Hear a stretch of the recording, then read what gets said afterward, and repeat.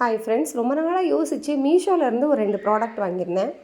ஒன்று வந்து double sided cloth tape, இன்னொன்று வந்து கிளேவேஜ் கேமிசோல் அப்படின்னு சொல்லிட்டு. இந்த 2 ப்ராடக்ட்டுமே நம்மளோட ட்ரெஸ்ஸு வந்து கொஞ்சம் கம்ஃபர்டபுளாக வச்சுக்கிறதுக்காக.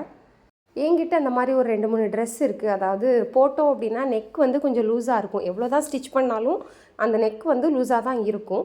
அது வந்து நம்மளோட ஸ்கின்னோட சேர்த்து டேப் மாதிரி போட்டு கொஞ்சம் ஒட்டி வச்சுட்டோம் அப்படின்னா நகராமல் இருக்கும். அதுக்காக இந்த டேப் வாங்கியிருந்தேன்.